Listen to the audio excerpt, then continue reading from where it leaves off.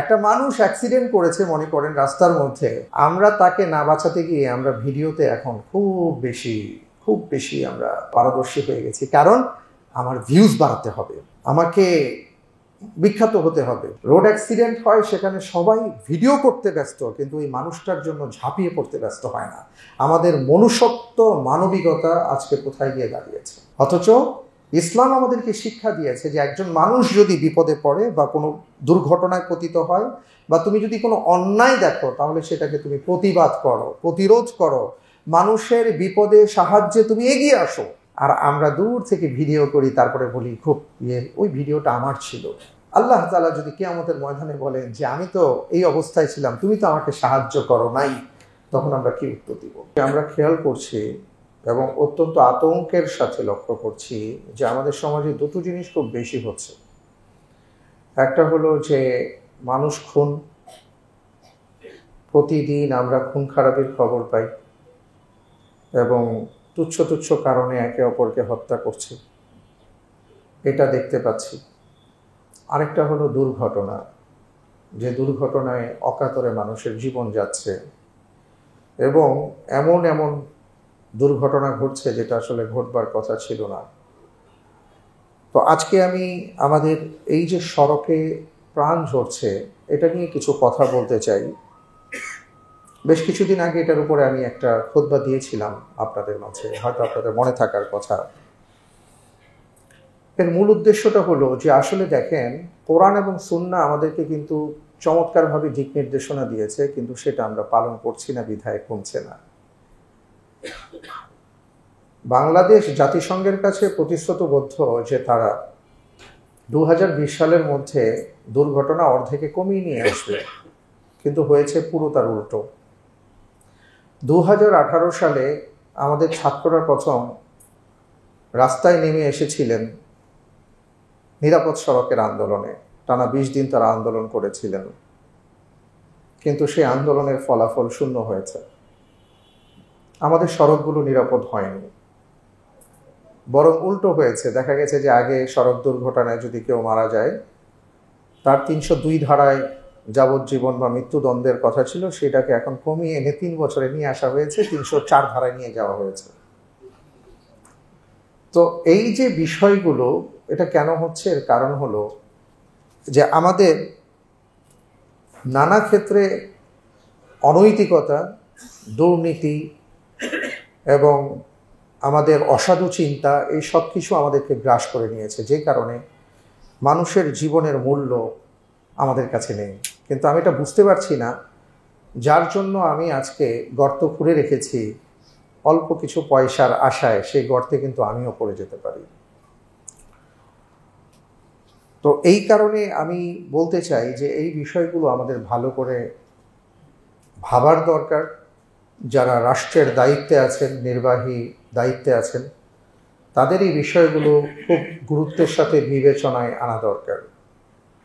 কারণ এখন আমরা রাস্তায় বের হলে, বাসা থেকে বের হলে, আমরা জানি না যে নিরাপদে কে বাসায় ফিরে আসতে পারবেন, কার জন্য ম্যানহোলের ঢাকনা খোলা আছে, কার জন্য ড্রেনের সিস্টেম বন্ধ হয়ে আছে, কার জন্য বাংলাদেশের বাংলার টেসলা খ্যাত অটোরিকশা কার মাথার উপর উঠিয়ে দিবে, ঘাড়ের উপর উঠিয়ে দিবে, কার জন্য বাইক উঠিয়ে দিবে। এইগুলো নিয়ে এখন এমন অবস্থা, এত বিশৃঙ্খল একটা পরিবেশ সৃষ্টি হয়েছে, আমাদের দেখবার কেউ নাই, কারণ আমরা নিজেরাই সবাই নিজেদের বনের রাজা বনে গেছি। এটা আসলে আমাদের শৃঙ্খলার মধ্যে নিয়ে আসা দরকার।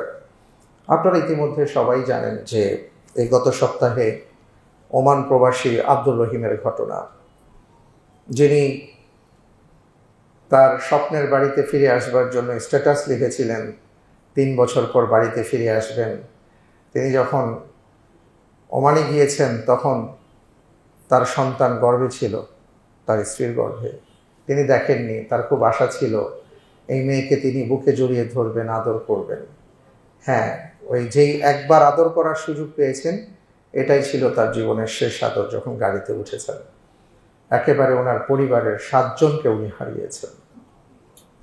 এটা চারটিখানি বিষয় না আসলে। আর কি বিদেশের মাটি থেকে বাংলাদেশে উনি আসছেন অনেক আশা নিয়ে, অনেক স্বপ্ন নিয়ে। আর সেই স্বপ্নটাকে কীভাবে ধূলিসাৎ হতে দেখেছেন এবং আমরা সবাই দেখলাম, এটা সত্যি। এই কষ্ট যিনি বয়ে বেড়াচ্ছেন তিনি এটা বুঝতে পারবেন। আল্লাহ তাআলা তাকে উত্তম ধৈর্য ধারণের তৌফিক দান করেন। বেশ কয়েক বছর আগে আরেকটা দৃশ্য দেখেছিলাম একটা পত্রিকার পাতায়, যে চিকিৎসক ভাইকে আমি ব্যক্তিগতভাবে চিনতাম, যে উনি ওনার চিকিৎসার কারণে যেতে পারেননি, কিন্তু ওনার পরিবারের সবাই গিয়েছিলেন, মাইক্রোতে ছিলেন এবং মাইক্রোতে সেই 7 জনই মারা গিয়েছিলেন ঢাকা মাওয়া রোডে। তো দৃশ্যটা এমন ছিল যে তিনি ফ্যাল করে লাশগুলোর দিকে তাকিয়ে আছেন, 2 হাত প্রসারিত করে, অর্থাৎ কাকে রেখে কাকে ধরবেন। 7টা মানুষের লাশ তার সামনে। আমরা অনেক রত্নকে হারিয়েছি। বাংলাদেশের ওলামাই কেরামের মধ্যে বরেণ্য ব্যক্তিত্ব, আপনারা সবাই যাকে চিনতেন, জানতেন, যার লেখা অনেকেই পড়েছেন, যার লেকচার শুনেছেন, ডক্টর আবদুল্লাহ জাহাঙ্গীর রাহিমাহুল্লাহ। এমনই 11ই মে 2016 সালে তিনি তার ছেলে আসতেছেন বিদেশ থেকে, তিনি তার ছেলেকে গ্রহণ করবার জন্য কুষ্টিয়া থেকে রওনা দিয়েছিলেন। প্রতিমধ্যে রোড অ্যাক্সিডেন্টের সাথে সাথেই তিনি মৃত্যুবরণ করেন। বাংলাদেশে বরেণ্য রাজনীতিবিদ, সাবেক সফল অর্থমন্ত্রী ছিলেন সাইফুর রহমান সাহেব, তিনিও কিন্তু সড়ক দুর্ঘটনায় মারা গিয়েছেন। তো দেখেন, এই সড়কের দুর্ঘটনার ফাঁদ এটা সবার জন্যই আছে। কেউ যে মনে করবেন যে না এটা আমার জন্য না, তিনি ভুল করবেন।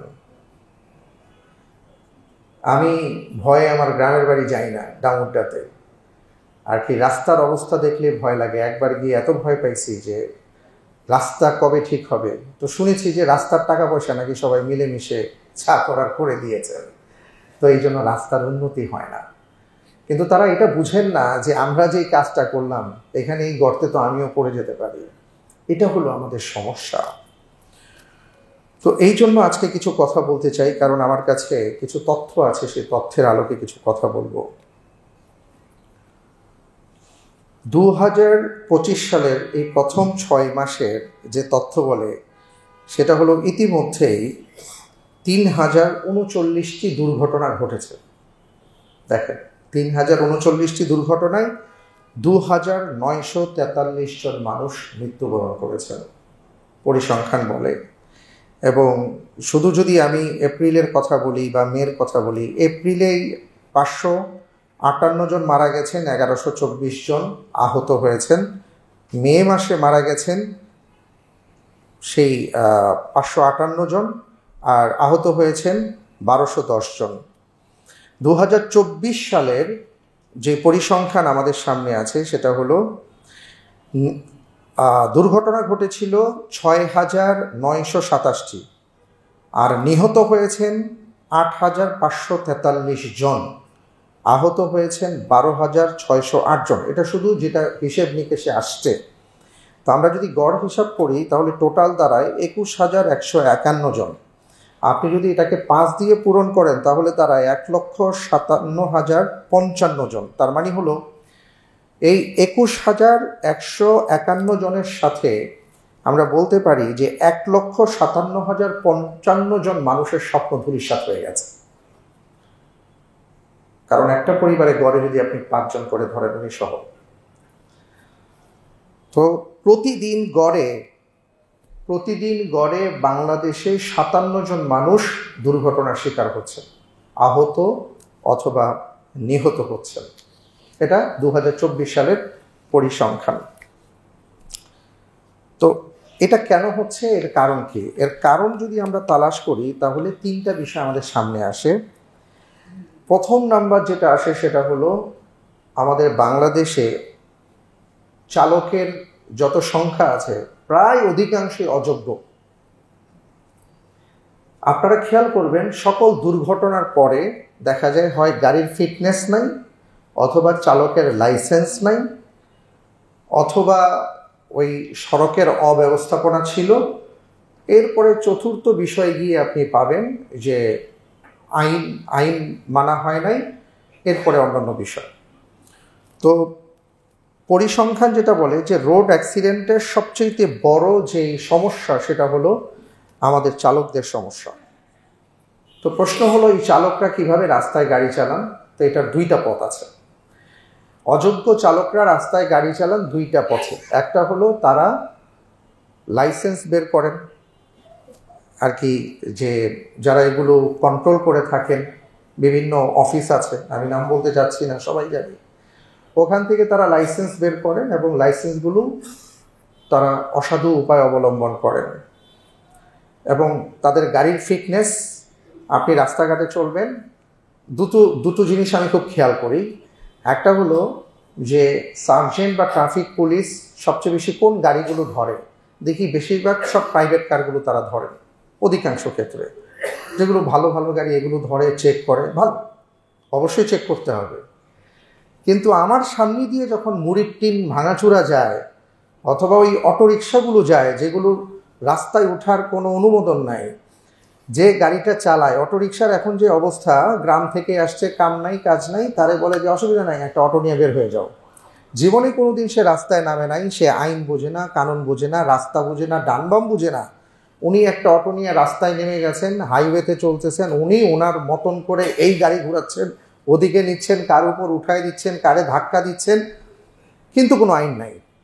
এবং যত আইন ভঙ্গ করার ক্ষেত্রে এরা যে সিদ্ধহস্ত, এটা আমরা এখন সবাই জানি, কিন্তু তাদেরকে বলার কেউ নাই, সব প্রাইভেট কার ধরবে। তারপরে দেখবেন মুড়ির টিন মার্কা গাড়ি, এদিকে ভেঙে গেছে, ব্যাকলাইট নাই, ভেতরের সিট খারাপ, কোনো আইন নাই।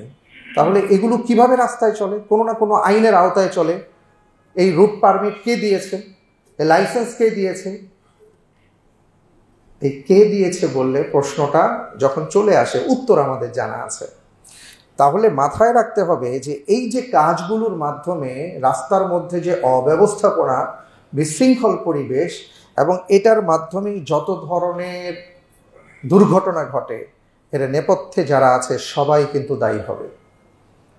একদম লাইসেন্স থেকে শুরু করে নিয়ে আল্লাহ তাআলা বলেছেন, ওয়ালা তাকুলু আমওয়ালাকুম বাইনাকুম বিল বাতিল ওয়া তুদলু বিহা ইলাল হুক্কাম লিতাকুলু ফারিকাম মিন আমওয়ালিন নাস। খবরদার, অন্যায়ভাবে কারো সম্পদ গ্রাস করো না। ঘুষের মাধ্যমে কেউ কাউকে লাইসেন্স দিয়ে দিচ্ছে, রুট পারমিট দিয়ে দিচ্ছে, তারপরে রাস্তাঘাট চলার জন্য অনুমোদন দিয়ে দিচ্ছে, আর সে ওখানে দুর্ঘটনা ঘটাচ্ছে। তো অসৎ উপায় অবলম্বনের কারণে তো একটা অপরাধ সে করেছে, দ্বিতীয় হলো দুর্ঘটনার কারণে ওই যে মানুষগুলো তার জীবনের খেসারত দিচ্ছেন, নিহত হচ্ছেন, আহত হচ্ছেন, এটার নেপথ্যেও এই লোকটা দায়ী হিসেবে আল্লাহর দরবারে বিবেচিত হবে। এটা আমাদের চিন্তা করা দরকার। এবং আমরা দেখেছি যে চালক এবং পরিবহন শ্রমিক যারা আছেন, অধিকাংশ ক্ষেত্রে তাদের নীতি, নৈতিকতা, আচার আচরণ, উচ্চারণ, কথা বার্তার ধরন অত্যন্ত ভয়াবহ। তাদের সাথে আপনি ঠিক মতন কথা বলতে পারবেন না। আর কি তারা কিভাবে আচরণ করে, বেশিরভাগ ক্ষেত্রেই তারা ড্রাগ অ্যাডিক্টেড হয়। তারা আর কি ড্রাগ না নিলে তারা ঠিক থাকতে পারে না। এবং এটার পিছনে যারা পরিবহন মালিক যারা আছেন, তারা দুইটা ব্যাপার হতে পারে। একটা হতে পারে যে টাকা দরকার, এই জন্য এই জাতীয় মানুষদেরকে দিয়ে যেভাবে খুশি সেভাবে টাকা ইনকাম করে, অথবা তারা জিম্মি, দুইটার একটা হতে পারে। কিন্তু চালক আর পরিবহন শ্রমিকদের ক্ষেত্রে আমরা দেখি যে তাদের যে নৈতিক মান বলতে অধিকাংশ ক্ষেত্রে কিছু পাওয়া যায় না। এইটা নিয়ে আমাদের কোনো চিন্তা নাই। এবং এই কারণে সে বুঝেই না যে তার গাড়িতে সে কাকে উঠিয়েছে, অথবা যেই রাস্তায় সে গাড়ি চালাচ্ছে কারোর উপর সে গাড়িটা উঠিয়ে দিচ্ছে, সে এটা বুঝতে পারে না যে আমি কার উপর উঠিয়ে দিচ্ছি। ওই অটো চালক বুঝে না যে আমি যে হাইওয়ের মধ্যে উঠে গিয়ে একটা বাঁক নিলাম, অথবা যেভাবে খুশি সেভাবে চালালাম, আমার জীবন তো আছে, আমার পিছনের মানুষগুলোর জীবন আছে, পিছনে একটা গাড়ি আছে, এটার একটা ব্যাপার স্যাপার আছে, হঠাৎ করে গাড়ি ব্রেক করা যাবে না, এখানে আমার কি করণীয়, এগুলো তারা কিছুই বোঝে না। জীবনের মান সম্পর্কে তাদের কোনো ধারণা নেই। অথচ এই মানুষগুলোর কাছে আমরা আমাদের জীবনটাকে জিম্মি করে রেখেছি, আমরা বন্ধক দিয়ে রেখেছি তাদের কাছে। তো এই বিষয়গুলো আসলে আমাদের বিবেচনায় আনা দরকার। দায়িত্ববোধ সম্পন্ন চালকের আমাদের খুব দরকার। যেটা আমরা দেখি যে দেখেন, বিদেশের মাটিতে কিন্তু এগুলো কিছুই হয় না, তারা খুব আইন মেনে গাড়ি চালান। একটা ড্রাইভিং লাইসেন্সের জন্য তাদের অনেক সাধনা করতে হয়, অনেক বিষয় তাদের পরীক্ষা দিতে হয়, আর আমাদের কোনো পরীক্ষাই লাগে না অধিকাংশ ক্ষেত্রেই। তার ভাষা জ্ঞান থাকতে হয়, তার শিক্ষার একটা হার থাকতে হয়, তারপরে তাকে দেওয়া হয়। এবং সে কতটুকু বুঝে না বুঝে এগুলো কোনো চিন্তা নাই। আমি এই জন্য বেশ বছর আগে একটা চিন্তা করেছিলাম, এখন আবার ভাবছি ইনশাল্লাহ হয়তো শুরু করব, যে একটা ড্রাইভারই যথেষ্ট না। একজন ড্রাইভারকে আপনার নীতি নৈতিকতা দিন যদি আপনি দিতে পারেন, যে তোমার গাড়িতে একটা আমানত আছে, পৃথিবীর সবচেয়ে বড় আমানত আল্লাহ তোমার গাড়িতে দিয়েছেন, এই আমানতে তুমি খেয়ানত করো না। শুধু তো তাই না, এই গাড়ি চালাতে গিয়ে সে দেখা যায় যে কোন দিক দিয়ে যদি মালিকের গাড়ি হয় সে তেল চুরি করে, গ্যাস চুরি করে, এমন অনেক কথা আমরা শুনি। তো সব দিক থেকে দায়িত্বশীল এবং নৈতিকতা বোধ সম্পন্ন কিছু প্রশিক্ষণ তাদের দরকার। আপনি যদি বেশি না, বছরে যদি এইভাবে চিন্তা করে 50টা ড্রাইভার উপহার দিতে পারেন ঢাকা শহরকে, বছরে 50টা ড্রাইভার মনে করেন 500 জনকে আপনি শিখিয়েছেন, তার মধ্যে 50 জন তারা নৈতিকতা বোধ সম্পন্ন হয়েছে, তাহলে 5 বছর 10 বছর পরে আপনি একটা ছোট্ট হলেও ফলাফল পাবেন। কিন্তু কাজ শুরু করা দরকার। এই বিষয়গুলো আশা করি যারা আছেন আপনারা চিন্তা করবেন। আলহামদুলিল্লাহ আমাদের অনেক ভাইরা অনেক বড় বড় দায়িত্বে আছেন, এই সকল দায়িত্ব আপনারা নিতে পারেন। তো এই বিষয়গুলো চিন্তা করা দরকার। এবং আমি যেই কথাটা বলেছিলাম যে দেখেন ইসলাম কত চমৎকারভাবে আমাদের নিরাপদ সড়ক ব্যবস্থার জন্য আমাদেরকে বিধান দিয়েছেন, সেগুলো আমরা কতটুকু মানি। এই যে নিরাপদ সড়ক ব্যবস্থাপনা, এটা কিন্তু ঈমানের অংশ, এটা আমরা অনেকেই জানি না। হাদিসের মধ্যে আসছে রাসূল সাল্লাল্লাহু আলাইহি ওয়াসাল্লাম ঈমানের অংশের কথা বলতে গিয়ে বলছেন যে এটার 70টা শাখা আছে।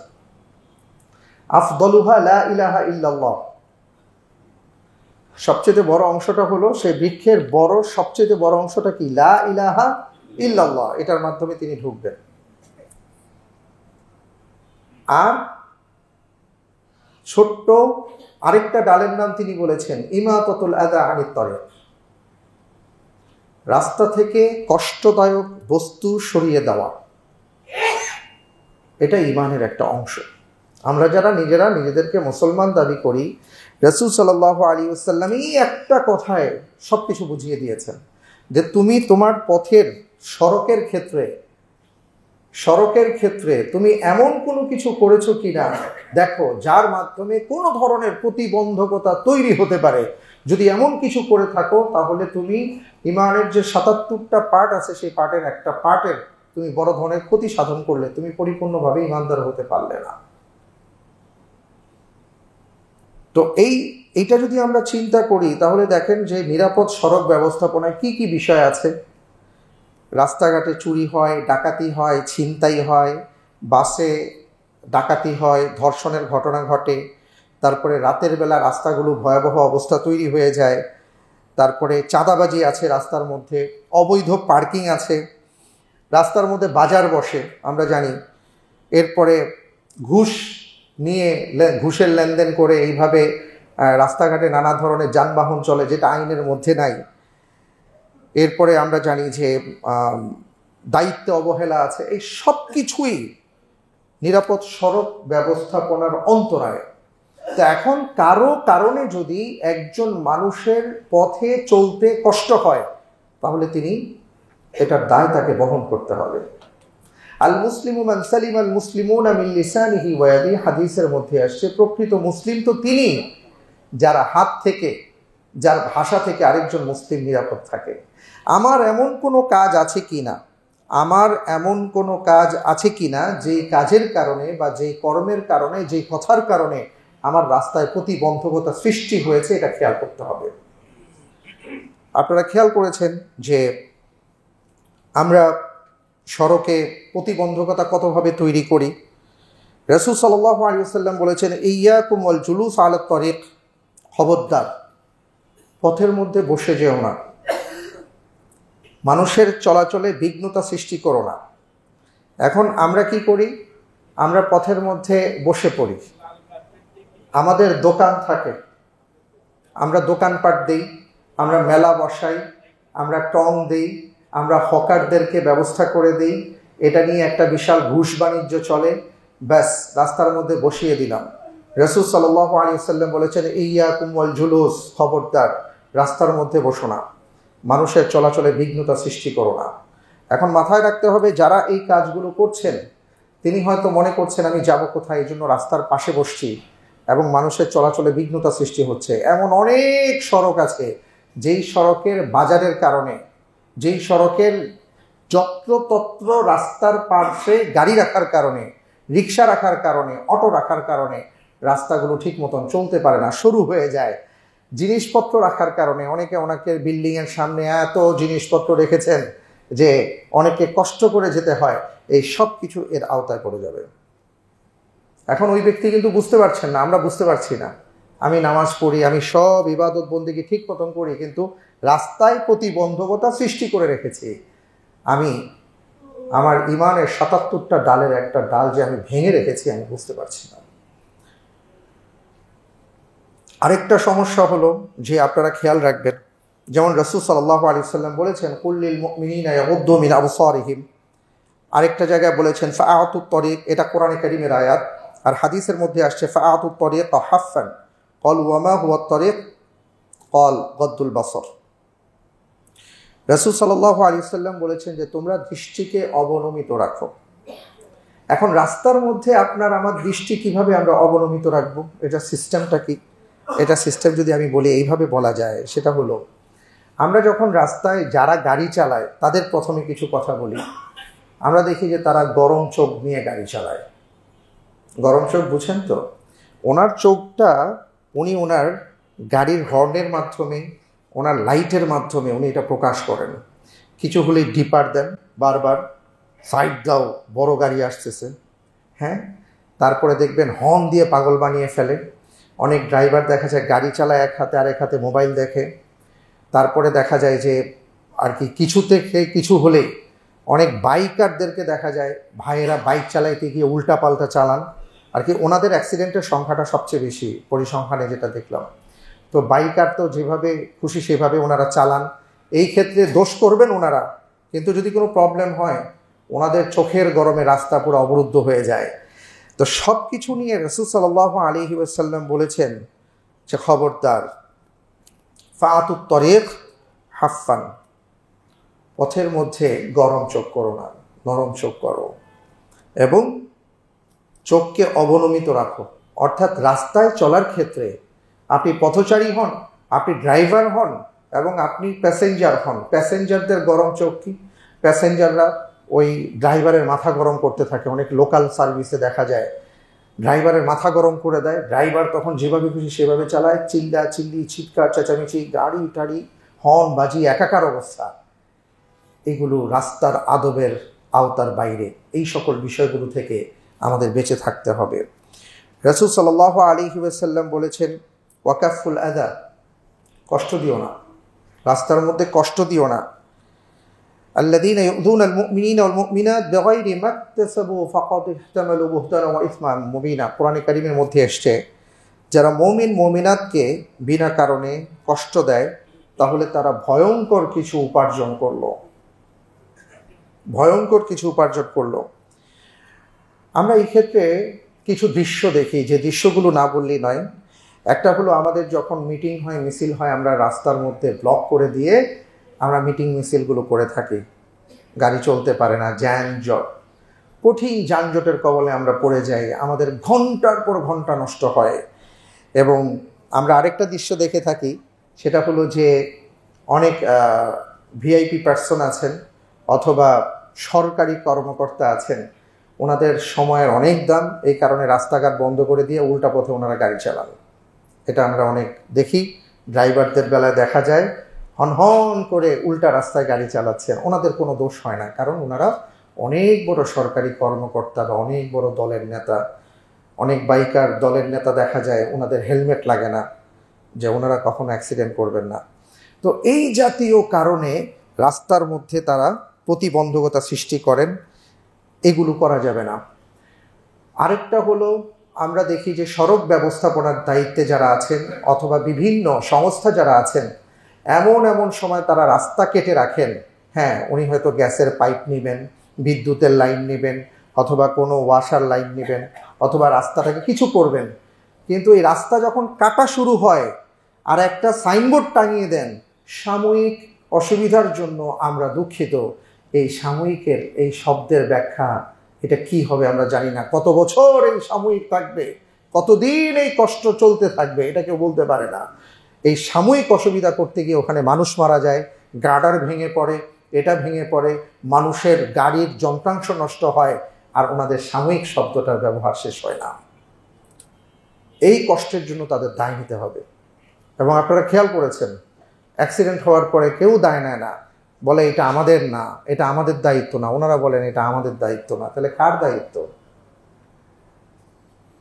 ওই যে সেই দিন যে নারী ম্যানহোলে পড়ে গিয়েছিলেন, যার লাশ পাওয়া গেছে 2 দিন পরে, কেউ দায়িত্ব নেয় না, কিন্তু মাসের পর মাস এই অবস্থায় পড়েছিল, মাসের পর মাস, এখনো আছে। আমি যে এলাকায় থাকি ওই এলাকায় আমাদের পানি নিষ্কাশনের ব্যবস্থা নাই। প্রতি বছর রাস্তা হয় কিন্তু ড্রেন হয় না। কি আজব ব্যাপার, তাই না? আর কি, রাস্তা করার আগে তো ড্রেনেজ সিস্টেম ঠিক রাখার কথা, যাতে করে রাস্তাটা নষ্ট না হয়।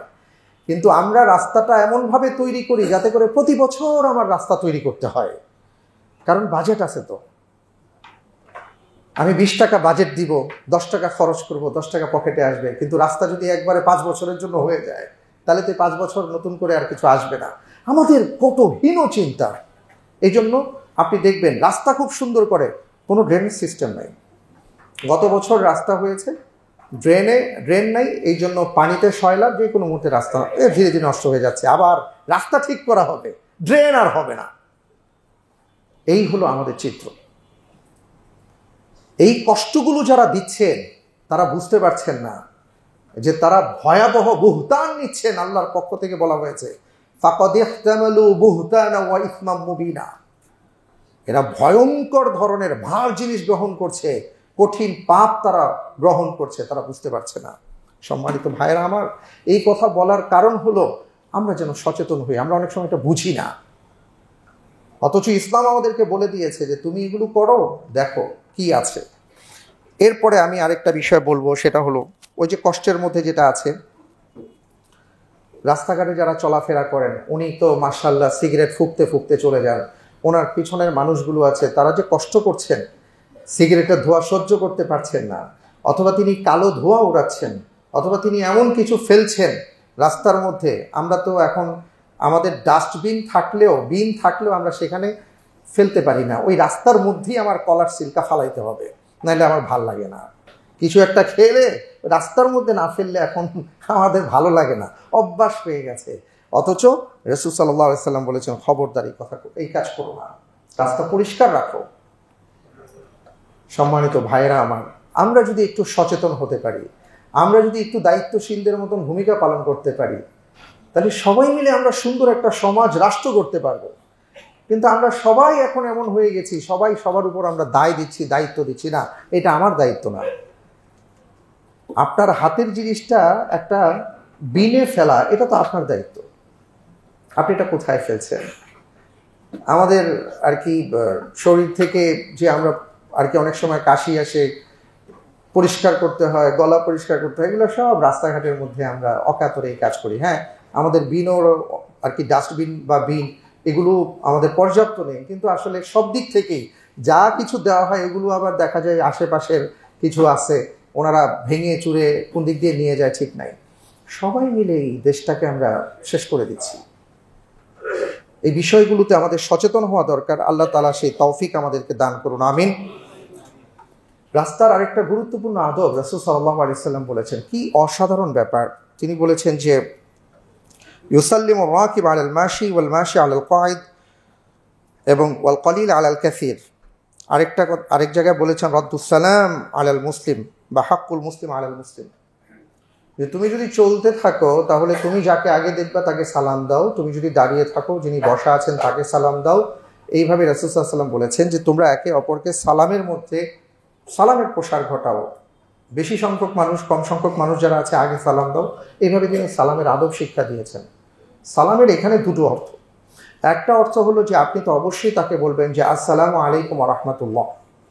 এই আসসালামু আলাইকুম ওয়া রাহমাতুল্লাহর সাথে সাথে আপনি বুঝে শুনেই বলবেন যে আপনি তাকে কি বলছেন, অর্থাৎ আপনি তার প্রতি শান্তি কামনা করছেন। এখন আপনি তার প্রতি শান্তি কামনা করছেন, অথচ আপনার কাজকর্ম শান্তির হচ্ছে না, সেটা হতে পারে না। তার মানে হলো আপনি যেভাবে তার জন্য শান্তি কামনা করছেন, রাস্তাঘাটে পথে ঘাটে এবং সব জায়গায় আপনি তার জন্য শান্তি কামীও হবেন। আপনার চলন বলনটা সেই রকম হবে, নমনীয় হবে। কিন্তু আমরা একেবারে উল্টো, না আছে আমাদের সালাম কালাম, না আছে আমাদের আচার আচরণে ভব্যতা। আল্লাহ তাআলা আমাদেরকে বুঝ দান করুন, আল্লাহুম্মা আমিন। ইসলাম আমাদেরকে শিক্ষা দিয়েছে ইয়ামুরুনা বিল মারুফ ওয়া ইয়ানহাউনা আনিল মুনকার। ভালো কাজে আমাদের আদেশ দিতে হবে, অসৎ কাজ থেকে নিজেকে বিরত থাকতে হবে, রাখতে হবে সমাজকে। তা আমরা যেটা দেখি সেটা হলো, ইতিমধ্যে যেগুলো ঘটনা ঘটছে, মনে করেন যে আমরা দেখেছি যে একজন মানুষকে রাস্তার মধ্যে পাথর দিয়ে হত্যা করা হয়েছে, বাংলাদেশের দৃশ্য। গতকাল বা পরশু আরও একটা দৃশ্য আসছে যে রাস্তার মধ্যে একজন সাংবাদিককে হত্যা করা হয়েছে। অনেক মানুষ তারা দেখছেন দূর থেকে, কিন্তু আমাদের বলার কিছু নাই।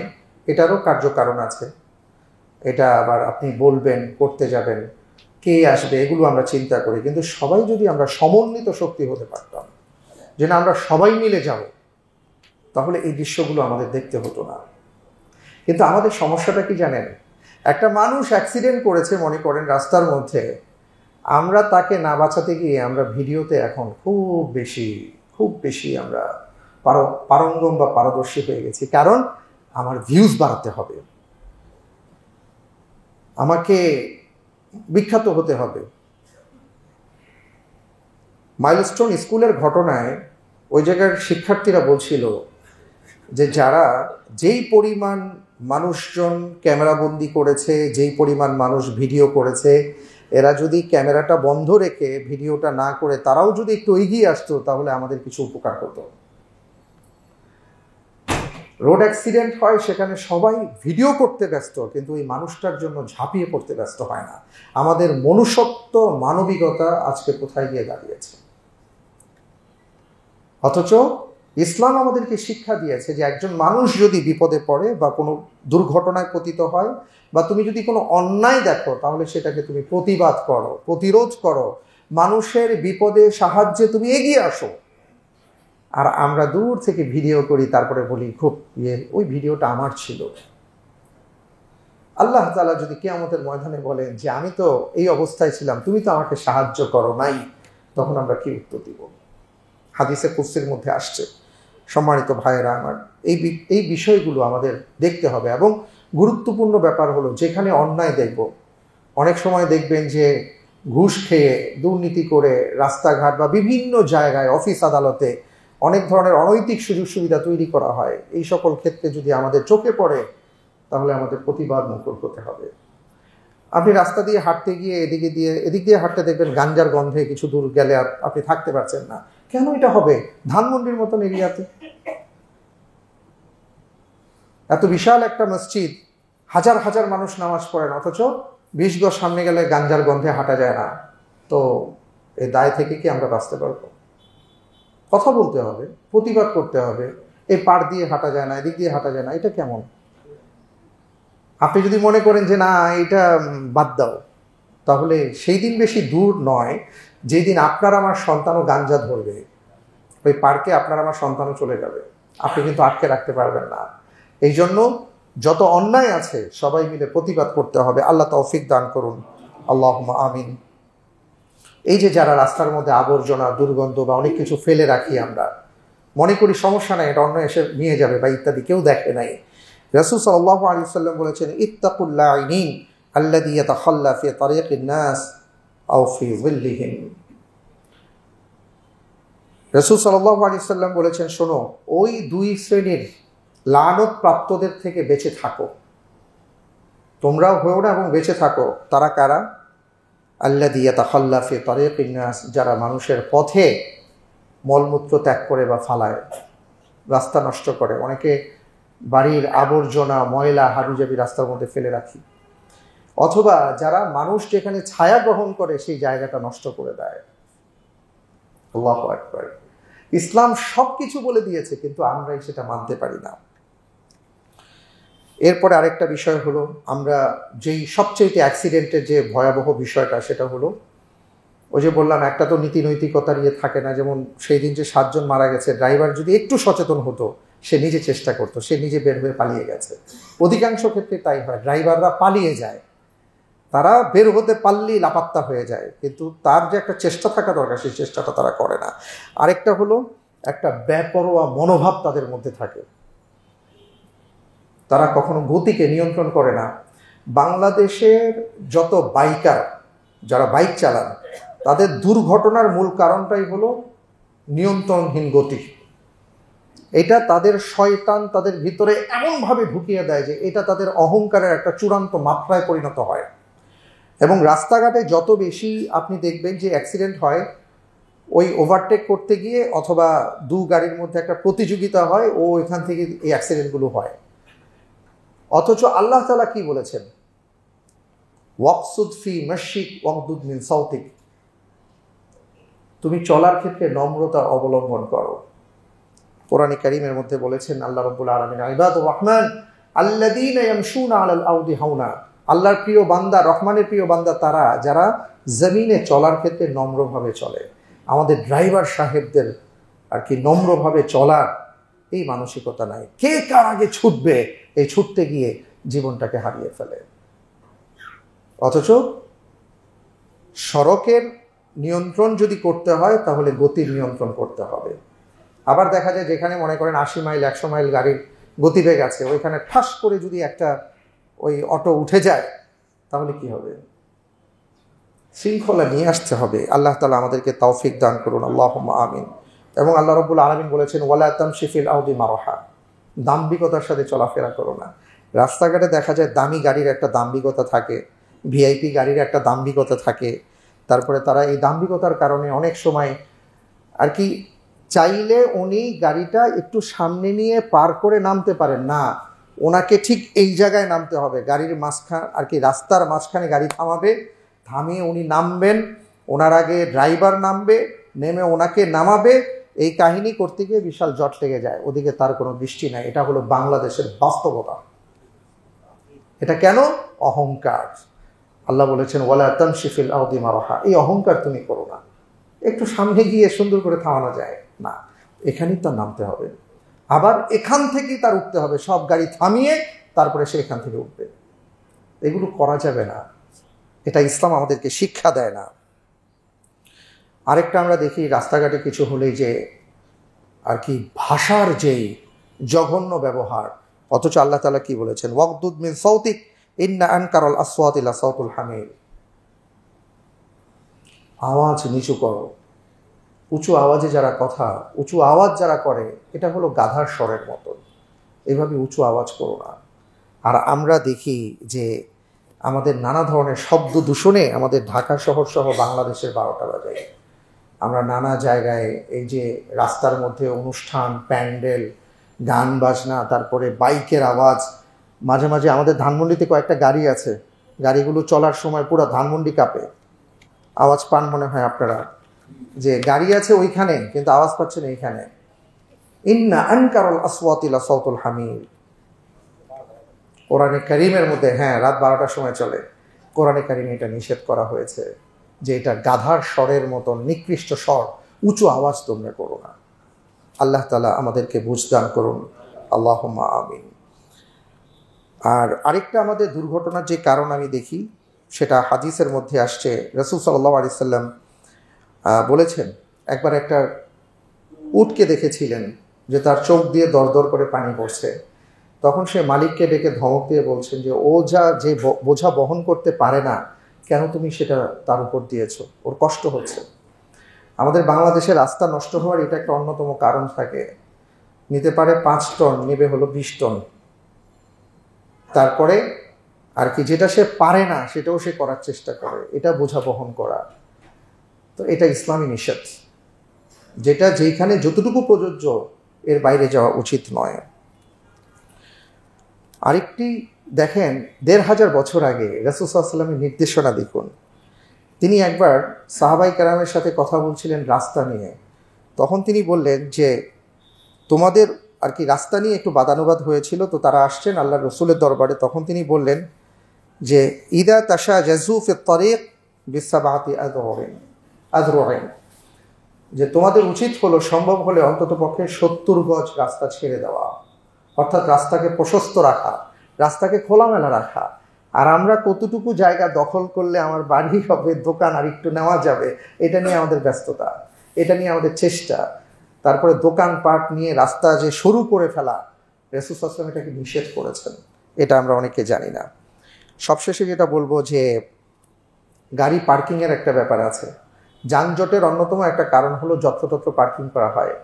আপনারা সেই বিখ্যাত হাদিস তো জানেন যে একজন সাহাবা রাসূল সাল্লাল্লাহু আলাইহি সাল্লামের দরবারে আসছেন, তিনি উটটাকে ছেড়ে দিয়েছিলেন। তো রাসূল সাল্লাল্লাহু আলাইহি সাল্লাম বলেছেন, আগে উট বাঁধো। তিনি বলছিলেন, অসুবিধা নাই, আল্লাহ ভরসা না।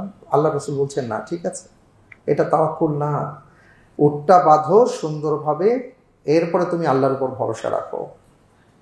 তো জায়গা মতন উট বাঁধার কথা বলেছেন, বাহনকে জায়গা মতন রাখতে হবে। যত্রতত্র জায়গায় রেখে আর আমরা যদি বলি যে রাস্তার এই যানজট দূর করতে হবে, এটা কোনোদিন হবে না। আমাদের পার্কিং সিস্টেমকে ঠিক করতে হবে এবং ট্রাফিক সিস্টেমকে ঠিক করতে হবে। আমাদের যারা গাড়ি চালান, চালকদেরকে প্রশিক্ষিত করতে হবে। আমরা যারা পথচারী আছি, প্যাসেঞ্জার আছি, আমাদেরকেও এই ব্যাপারে সচেতন হতে হবে। তাহলে আশা করা যে একটা কিছু হবে ইনশাআল্লাহ তাআলা। আজকে বিক্ষিপ্তভাবে অনেকগুলো কথা বললাম। আল্লাহ রাব্বুল আলামিনের কাছে দোয়া করি আল্লাহ তাআলা আমাদের সবাইকে আমাদের এই সড়ক দুর্ঘটনার অপমৃত্যু এবং দুর্ঘটনা থেকে আল্লাহ তাআলা হেফাজত করুন, আমিন। আর এক কথায় যে কথাগুলো বলতে চাই যে আমরা যারা রাস্তাঘাটে বের হব, কয়েকটা কাজ করতে হবে। প্রথমত অবশ্যই আমরা আল্লাহ তাআলাকে স্মরণ করব, আল্লাহর উপর ভরসা করে আমরা ঘর থেকে বের হব। অনেকগুলো দোয়া আছে, সেদিকে যাচ্ছি না। এবং আকাশের দিকে তাকিয়ে আল্লাহর কাছে কিছু বিষয় থেকে পানা চাইব। সেই পানার মধ্যে একটা হলো, হে আল্লাহ, তুমি আমাকে দুর্ঘটনার কবল থেকে হেফাজত করো। এবং যখন আমরা বাহনে চড়ব তখন আমরা অবশ্যই আল্লাহু আকবার বলবো, 3 বার আল্লাহু আকবার একবার বলবো, 3 বার আস্তাগফিরুল্লাহ বলবো। এরপর সেই দোয়াটা তো আপনারা পারেন, সুবহানাল্লাযী সাখখারা লানা হাদা ওয়া মা কুন্না লাহু মুকরিনিন, এই দোয়াটা পড়বো। এবং যানবাহনে আরও কিছু দোয়া আছে, ঘরে ফেরার পরেও দোয়া আছে। আল্লাহ রব্বুল আলামিনের কাছে শুকরিয়া আদায় করা, রব্বুল আলামিন আমাকে আপনি তওবাকারী হিসাবে কবুল করুন, আমাকে আপনি প্রত্যাবর্তনকারী হিসাবে কবুল করুন, এবং আমি যেন সব সময় আপনার প্রশংসা করতে পারি, সেই তৌফিক আপনি আমাকে দান করুন।